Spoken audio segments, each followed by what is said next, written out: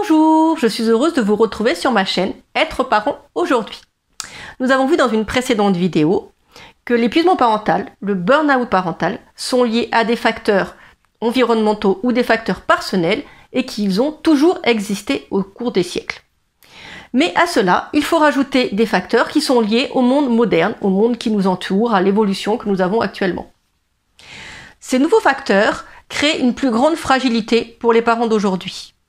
Alors, ces facteurs sont en fait, paradoxalement, de grandes avancées au niveau des neurosciences, au niveau des recherches des sciences de l'éducation, peut-être même au niveau de notre façon de vivre, mais ils engendrent aussi un certain nombre de stress et de fatigue que nous allons voir tout de suite.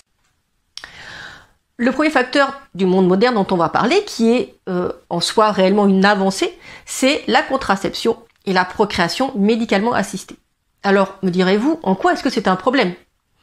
Eh bien voilà, avant, être parent ou ne pas être parent, c'était une fatalité. Ça nous arrivait comme ça, on faisait avec, et puis c'est tout. Mais maintenant, c'est un choix, la plupart du temps. C'est quelque chose qui a été réfléchi, c'est un projet. On y met donc quelque chose derrière de beaucoup plus fort, on y met une intention, et par conséquent, on a des exigences par rapport à notre rôle de parent. On a des exigences par rapport à ce que l'on voudrait avoir comme relation avec nos enfants, à ce qu'on attend de nos enfants. Cette pression supplémentaire est parfois difficile à vivre pour un certain nombre de parents, parce que la parentalité n'est pas toujours aussi facile que ce que l'on pourrait l'imaginer. On se retrouve parfois confronté à des problèmes. Et là, on se trouve face à une incompréhension parce qu'on avait tout prévu, tout planifié, parce qu'on a lu plein de choses à ce sujet, ça se passe pas comme on veut. Donc du coup, cette pression supplémentaire de choix, cette exigence qu'on a mis dans notre rôle de parent, va du coup nous déstabiliser. Souvent, ça s'accompagne d'un sentiment de honte qui fait qu'on a beaucoup de mal à en parler, beaucoup de mal à aller chercher de l'aide. Le monde moderne est un monde d'images, vous le savez bien. La télévision, les écrans, les réseaux sociaux. Alors c'est quelque chose qui pourrait être intéressant, qui est intéressant d'ailleurs parce que c'est aussi une source d'information. Mais ceci dit, tout ce qui touche à la parentalité dans les réseaux sociaux notamment et sur un certain nombre de publicités ont plutôt tendance à montrer une parentalité positive ou à donner un certain nombre de conseils. Enfin en tout cas, ça nous donne un peu l'impression qu'être parent, c'est pas compliqué, c'est assez naturel et surtout, c'est merveilleux, il se passe plein de super belles choses en famille. Et quand dans notre famille, les choses sont beaucoup plus compliquées, on a tendance à se référer à ce qu'on voit autour de nous, donc à tous ces messages sur les réseaux sociaux que l'on peut percevoir. Et là, on se sent en décalage. Et lorsqu'avant, quand les réseaux sociaux n'existaient pas, on avait moins ce décalage parce qu'en fait, on allait plus facilement se reporter sur les exemples qu'on avait autour de nous, sur nos amis, notre famille, nos voisins. Et on pouvait là, du coup, voir que, effectivement, il y avait des hauts et des bas dans la parentalité. Lorsqu'on est, comme actuellement, un peu plus concentré sur les médias, sur les réseaux sociaux, on a tendance à ne regarder que ce qui nous semble merveilleux, parce qu'on n'a pas forcément envie de voir des choses désagréables, donc on va peut-être un peu sélectionner. Et donc du coup, et en plus quand nous-mêmes nous allons montrer des choses, ou que nous allons voir d'autres vidéos, ce sont des choses qui sont plutôt positives. On a envie de montrer ce qui se passe de bien chez nous, on n'a pas forcément envie de montrer des choses qui sont dérangeantes.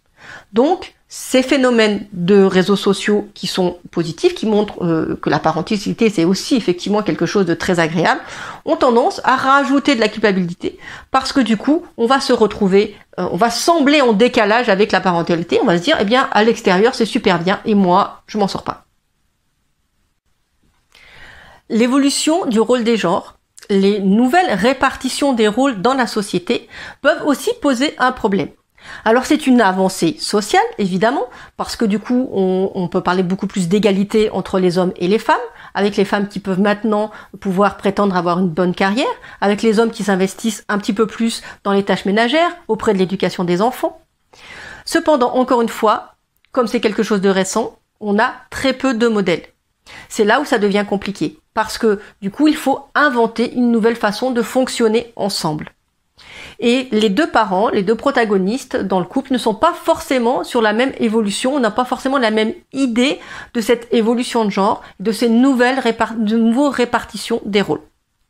Ça peut donc créer des conflits supplémentaires au sein de la famille et c'est pas toujours évident de réussir à trouver un équilibre.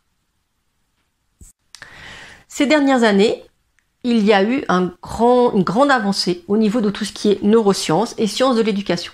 Alors c'est absolument génial, parce que maintenant, on sait beaucoup mieux comment fonctionne le cerveau des enfants. Et du coup, on a pu développer un certain nombre de concepts, et notamment l'éducation bienveillante. Cependant, ça met une certaine pression là aussi pour les parents, parce que comme maintenant nous avons des clés pour faire une éducation réussie, nous cherchons à être beaucoup plus performants, et nous avons aussi plus de peur de mal faire. Mais là où c'est aussi très compliqué, c'est que nous n'avons pas ou très peu de modèles de ce système d'éducation que nous met en avant les neurosciences et les sciences de l'éducation. Parce que notre propre éducation, l'éducation qu'on a toujours vue autour de nous, ne correspond pas du tout à ces codes-là. Il est donc parfois difficile de s'y retrouver et on se retrouve en décalage, on se retrouve parfois en conflit entre les valeurs qu'on a pu nous inculquer lorsqu'on était enfant et celles qu'on a envie de transmettre à nos enfants. On n'a pas forcément de modèle éducatif et donc on ne sait pas forcément, même si on a lu des choses, c'est pas la même chose que de voir, donc on n'a pas forcément les modèles qui nous correspondent pour pouvoir faire une éducation bienveillante envers nos enfants. Il y a également, au niveau social, la montée de l'individualisme, notamment avec le développement personnel. Alors en soi, c'est une bonne chose, le développement personnel, de pouvoir se sentir mieux avec soi-même, ça permet effectivement de se sentir mieux avec autrui, mais ça demande beaucoup d'investissement et ça demande d'être beaucoup plus à sa propre écoute. Mais ça rentre parfois en conflit avec le rôle de parent qui lui est tourné vraiment vers l'extérieur, vers les enfants qui nous prennent beaucoup de temps et sur lesquels on va donner beaucoup d'énergie. Et donc, dans notre cerveau, lorsqu'on est en cours de développement personnel, qu'on n'a pas vraiment affiné cela, eh bien, on se retrouve effectivement en conflit entre la volonté de pouvoir s'écouter soi-même, mais en même temps, l'emprise des enfants qui nous demandent beaucoup et qui font qu'on ne peut plus forcément s'écouter puisqu'ils ont des besoins qu'ils ne peuvent pas assouvir tout seuls et qui donc nous demandent beaucoup. À ça, on peut rajouter aussi l'éloignement de la famille et qu'on se retrouve de plus en plus avec ce qu'on appelle des familles nucléaires, c'est-à-dire les parents et les enfants. Et on a de plus en plus de mal à avoir les grands-parents, soit parce qu'ils sont loin, soit parce qu'ils travaillent, tout comme les frères et sœurs.